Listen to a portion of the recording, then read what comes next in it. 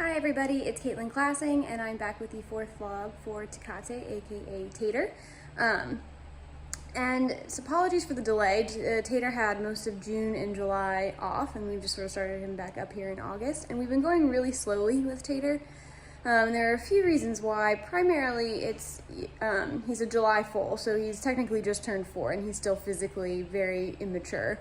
But he's also mentally very immature. He's very much a teenage boy.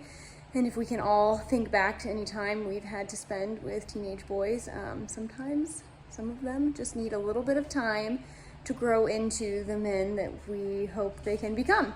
And that's fine, and we're trying to extend him that grace and give him that time to grow up and be ready to start his competition career.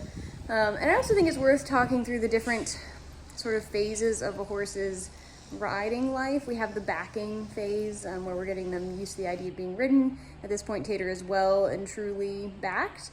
And then we have kind of their careers, which in our barn, it's a competition career that most of the horses are aiming for.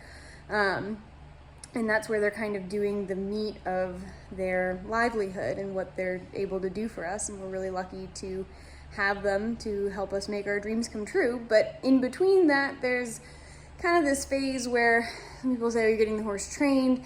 I kind of like the phrase produced because it implies that there's it's not a finished product, and we're training the horse their whole life, but this period of time in between backing and starting his competition career is really a bit of a luxury, and if done properly can set us up for success down the road.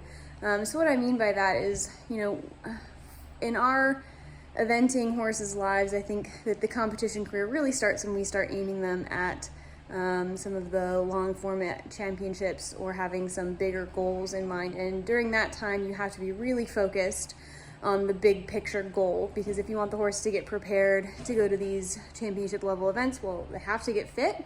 So they have to do that work. They have to learn the specific skills that are required of them to be successful at those events.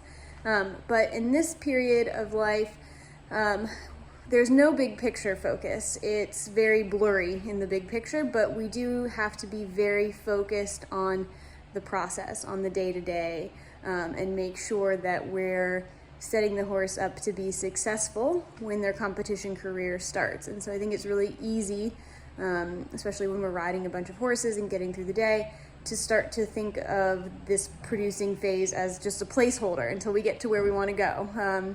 We want to go out competing, so this is just a period of time that we're kind of waiting for the horse to be ready. But it's so much more than that. And like I said, it really is a luxury that we have the time with these younger horses to, if we have a jump school where we think, they didn't really understand that, or, well, that wasn't great. Well, we put them away for the day, but maybe tomorrow we go out and approach it again because the jumps are small and it's not hard work on them, but we take the time to make sure that they're really understanding it. Or if we have rides where we start to feel like, the pressure is really getting to this horse and they're starting to get a little bit against the rider and just a little bit irritable, well, the next day we'll go out and hack through the woods and take the time to give them that kind of mental break that they're asking for. And so if hopefully we do this stage of Tater's life well, he'll be ready to take on the pressure that comes with his career starting, the competition starting. And I think that we, owe it to him and all the horses in the barn to really take this period of their training very seriously.